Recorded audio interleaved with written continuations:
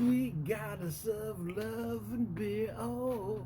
Anyway, I was listening to some Papa Chubby as we get ready to start this video. Here, I've got two, and again, typically when I do these videos, I'm not necessarily looking to find one that's better than another, but I'm kind of looking for a similarities, just looking at different tasting notes to different visions, as it were. And right now, I've got two Kansas City small batch distillers here. I've got J. Riegers and Thomastown. So it wouldn't be a fair comparison if I was to do an actual comparison, because I've got two different price points going on. I got the J. Riegers Kansas City whiskey,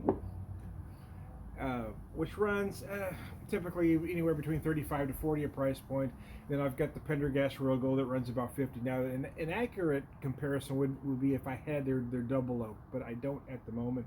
But again, I'm not looking to see which one's better. I'm just kind of looking at the differences between both these distillers, because I got to be honest with you. Right now, these two distillers are my absolute favorite.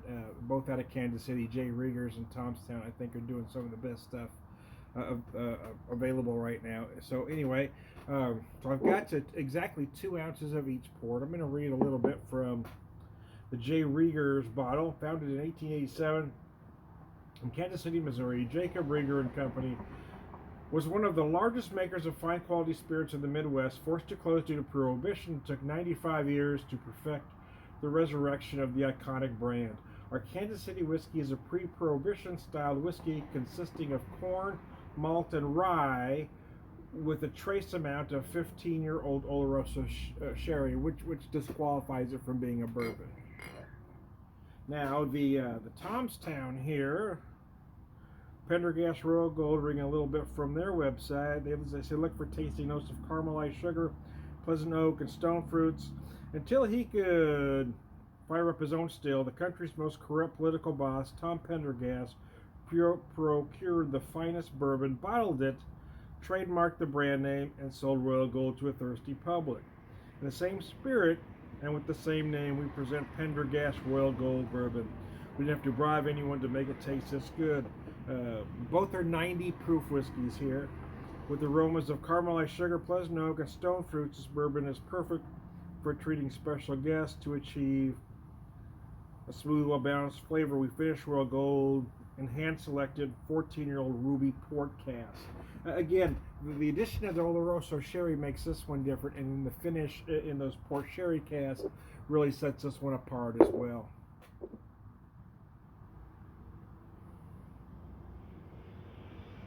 I probably should have put them in the same same kind of glass. I did a similar video yesterday, but because the whiskeys were of such different colors, I was able to tell them apart. But these are incredibly similar. In fact, I can't tell the difference just looking at them, to be honest with you. I'm about half colorblind, and they look exactly the same to me, but your eyes may be able to tell the difference. The aromas starting with the Riegers, is absolutely spectacular.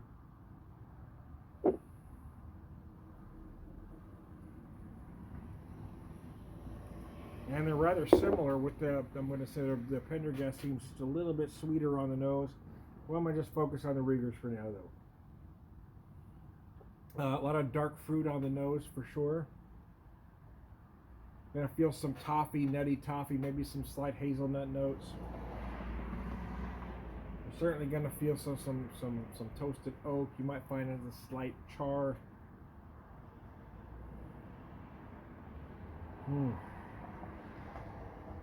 Good gravy, that's gorgeous. Like I said, I've got exactly 2 ounces of each port here. Let's take a drink.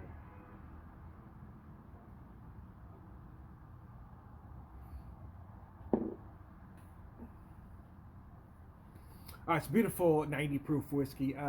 Typically runs again between 35 to 40 a bottle. And I wish I had some of the double oak, because the double oak runs about the same price. It would have been nice to do a comparison with those two, because both are favorites of mine at the moment. But I finished off the last of my double oak a couple weeks ago, and I haven't got around to replacing it yet, but I think I will before the first. The Pendergast Royal Gold runs about 50 a bottle, just so you know.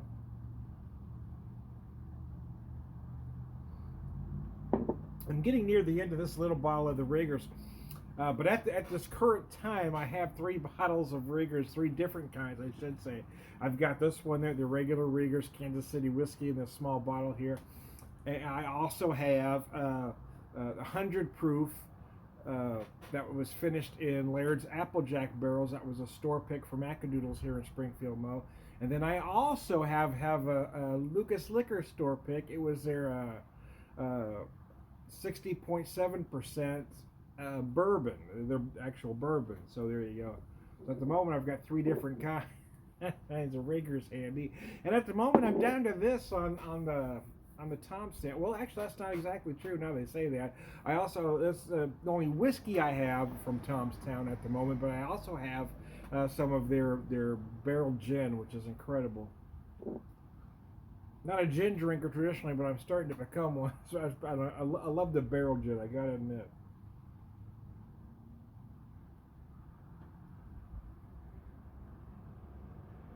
You get some dark fruit notes. I get some sweet cherry notes. I also feel like I'm picking up some fig and some raisin notes as well. You might feel some other things. Actually, right there, I just feel like I'm picking up some apple. Vanilla runs all the way through it, as it should. You're going to feel some toffee notes. Again, finishing nice with this nice toasted oak and a pleasant amount of spice, hedging more towards cinnamon with maybe a touch of allspice, and nutmeg and clove going on as well. I set that down and pick up the Pendergast here. I had a great visit when I didn't make it to Riegers, unfortunately. I wanted to get to both of them, but I ran out of time when we were up there. But I did get to Tom's Town, and I just had an incredible experience at that distillery. Bartender made me an incredible Manhattan, man. And their cocktail list, I looked at their cocktail list, and there's some classics, a lot of nouveau, more trendy cocktails, I suppose. But they didn't have an actual Manhattan listed. So I said, I don't see one here, but I'm going to assume that you can make me a Manhattan. He said, yes, sir. And he proceeded to make me, which is probably the best Manhattan I've ever had out in my... It was the best Manhattan that I didn't make. Let's say that. Because I make a damn fine Manhattan. Well, the reason for that is because when I make it for myself, I make it the way I want it specifically. But this one at Tom's Town was just amazing. Came outside here in my bar area in the garage. Got the garage door open. It's a rather overcast day. It was supposed to have been warmer than it is. They keep changing the forecast. Originally it was supposed to be a little bit warmer today, but it's a little chilly, so I probably won't stay out here too long. But I didn't want to chase my wife out the living room, so I thought, well, I'd just come out here in the bar area to do a video here.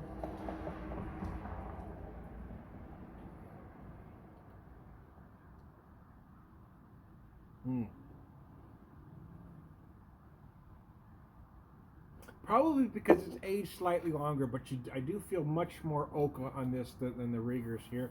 But again, this isn't about which one's better. It's about just looking at both whiskeys and enjoying them both.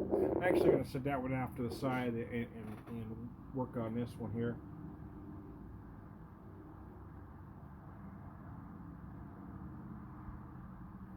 As I was mentioning those other flavors, I actually feel like you're getting some very dark plum in here as well. Again, I'm going to pick this one back up. I probably won't finish either of them. That is 4 ounces of whiskey. That probably should be savored over quite a period of time and not the length of a 10 to 15 minute video. But anyway, cheers, y'all. Happy New Year as we're heading in that direction as I do this video.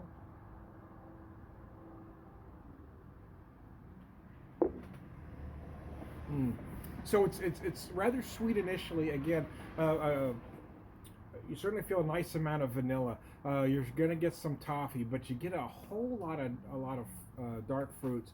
Whereas, well, actually, I'm not even gonna say that. Let me just say this: I feel like I'm getting some like a very dark sour cherry note right at the finish. Through it all, I feel like I'm getting some dark plum in there as well, much like the Kansas City whiskey.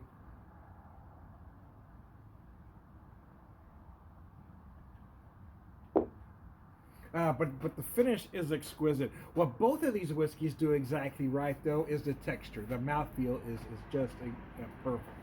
Um, they just feel very silky smooth and just pleasant. Um, and I love how this one, the Pendergast, really dries up. You get these nice big toasted oak notes along with a lot of spice.